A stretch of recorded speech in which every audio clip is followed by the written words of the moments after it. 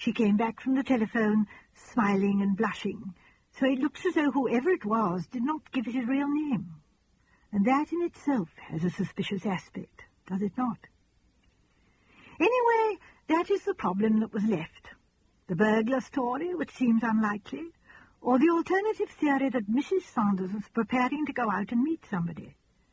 Did that somebody come to her room by means of the fire escape? Was there a quarrel? Or did he treacherously attack her? Miss Marple stopped. "Well," said Sir Henry, "what is the answer?" "I wondered if any of you could guess." "I'm never good at guessing," said Mrs. Bantrys. "It seems a pity that Saunders had such a wonderful alibi, but if it satisfied you, it must have been all right." Jane Helier moved her beautiful head and asked a question. "Why," she said, "was the hat cupboard locked?" "How very clever of you, my dear," said Miss Marple, beaming. "That's just what I wondered myself, though the explanation was quite simple. In it were a pair of embroidered slippers and some pocket handkerchiefs that the poor girl was embroidering for her husband for Christmas. That's why she locked the cupboard. The key was found in her handbag." "Oh," said Jane, "then it isn't very interesting after all." "Oh, but it is," said Miss Marple. "Just the one really interesting thing. The thing that made all the murderer's plans go wrong." Everyone stared at the old lady. "I didn't see it myself for 2 days," said Miss Marple. "I puzzled and puzzled, and then suddenly there it was, all clear. I went to the inspector and asked him to try something, and he did." "What did you ask him to try?" "I asked him to fit that hat on the poor girl's head. And of course he couldn't. It wouldn't go on. It wasn't her hat, you see." Mrs. Bantry stared. "But it was on her head to begin with." "Not on her head." Miss Marple stopped a moment to let the words sink in, and then went on. "We took it for granted that it was poor Gladys's body there, but we never looked at the face. She was face downward, remember, and the hat hid everything." "But she was killed." "Yes, later. At the moment that we were telephoning to the police, Gladys Saunders was alive and well." "You mean it was someone pretending to be her? But surely when you touched her—" "It was a dead body, right enough," said Miss Marple gravely. "But dash it all," said Colonel Bantry, "you can't get hold of dead bodies right and left. What did he do with the first corpse afterwards?" "He put it back," said Miss Marple. "It was a wicked idea, but a very clever one. It was our talk in the drawing-room that put it into his head. The body of poor Mary, the housemaid. Why not use it? Remember, the Saunders' room was up among the servants' quarters. Mary's door was 2 doors off. The undertakers wouldn't come till after dark. He counted on that. He carried the body along to the balcony.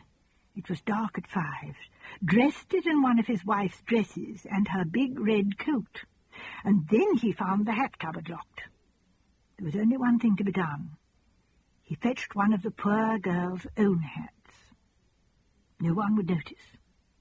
He put the sandbag down beside her. Then he went off to establish his alibi. He telephoned to his wife, calling himself Mr. Littleworth. I don't know what he said to her. She was a credulous girl, as I said just now, but he got her to leave the bridge party early and not to go back to the hydro, and arranged with her to meet him in the grounds of the hydro near the fire escape at 7 o'clock. He probably told her he had some surprise for her.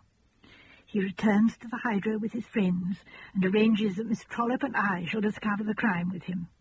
He even pretends to turn the body over, and I stop him. Then the police are sent for, and he staggers out into the grounds. Nobody asked him for an alibi after the crime. He meets his wife, takes her up to the fire escape.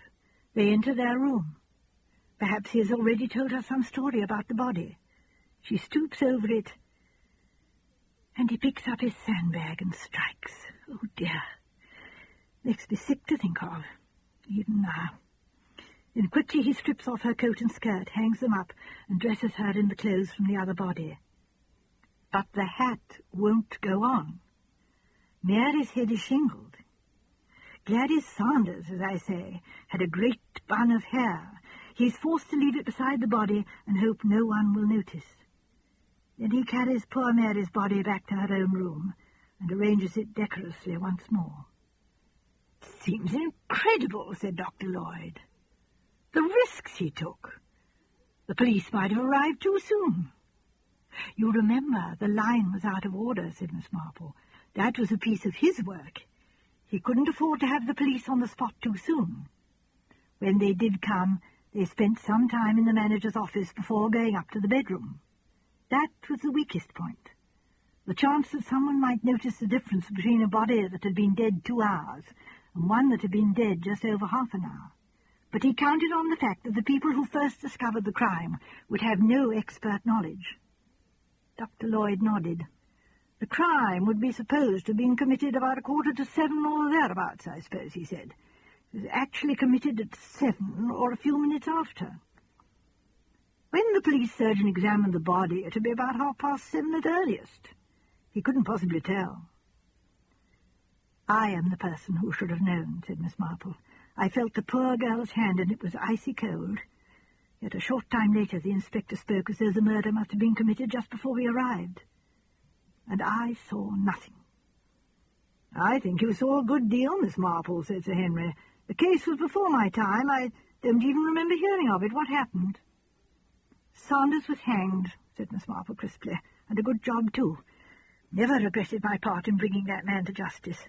I've no patience with modern humanitarian scruples about capital punishments." Her stern face softened. "But I've often reproached myself bitterly with failing to save the life of that poor girl. But who would have listened to an old woman jumping to conclusions? Well, who knows? Perhaps it was better for her to die while life was still happy than it would have been for her to live on, unhappy and disillusioned, in a world that would have seemed suddenly horrible. She loved that scoundrel and trusted him. She never found him out." "Well, then," said Jane Heller, "she was all right, quite all right. I wish—" Miss Marple looked at the famous, the beautiful, the successful Jane Heller and nodded her head gently. "I see, my dear," she said very gently. "I see."